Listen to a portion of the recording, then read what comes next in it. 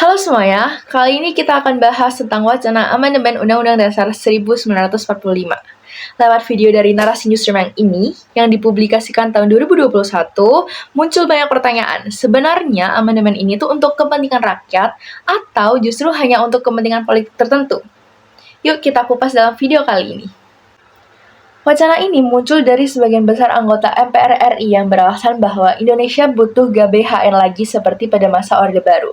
Mereka bilang GBHN akan membuat arah pembangunan nasional lebih jelas dan tidak akan berubah-ubah setiap ganti presiden. Ada juga keinginan untuk memperkuat DPD supaya suara daerah lebih berpengaruh di pusat. Selain itu, ada dorongan untuk menyesuaikan konstitusi dengan tantangan zaman seperti digitalisasi, lingkungan, dan globalisasi. Namun, gak sedikit pihak yang curiga.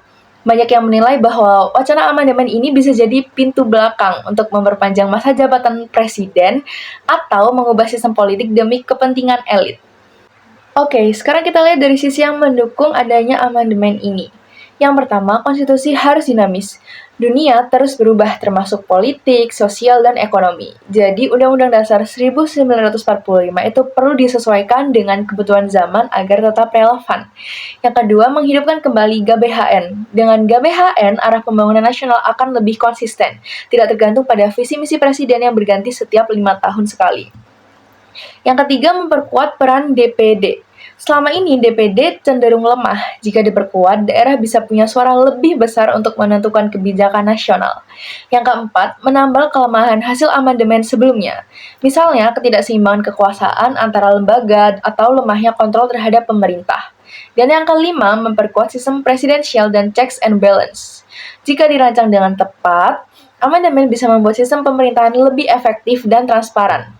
Singkatnya, pihak pro ini beranggapan bahwa amandemen itu bukan ancaman, tapi peluang untuk menyempurnakan demokrasi. Oke, sekarang kita bahas dari sisi yang menolak atau skeptis terhadap amandemen ini. Yang pertama akan muncul resiko manipulasi politik.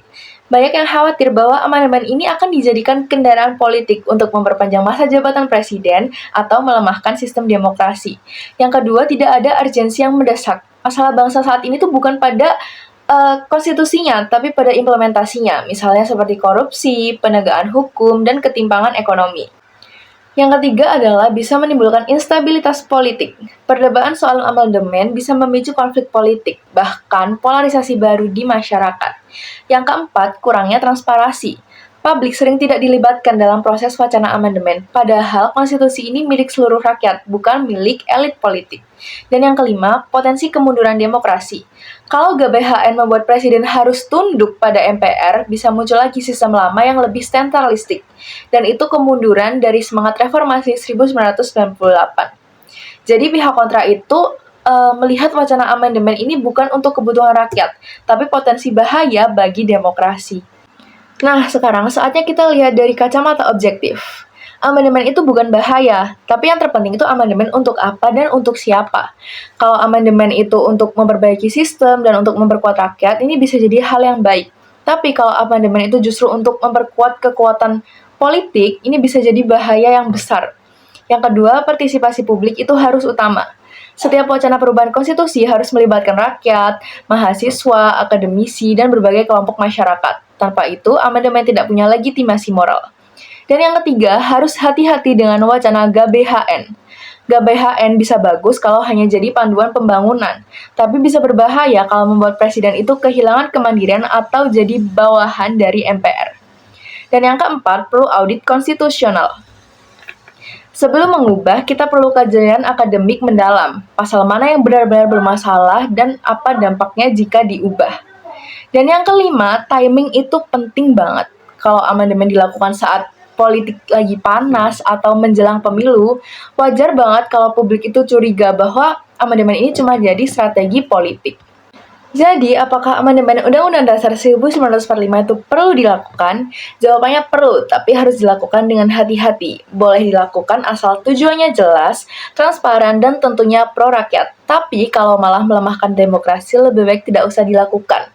Karena konstitusi itu bukan alat kekuasaan, tapi justru sebagai perisai rakyat dari penyalahgunaan kekuasaan. Amandemen ini bukan sekedar soal pasal dan ayat, tetapi tentang arah bangsa ini mau dibawa kemana. Apakah menuju arah demokrasi yang matang, atau justru mau kembali ke masa kekuasaan yang terpusat? Pilihan ada di tangan kita semua. Jadi, bijaklah dalam menentukan.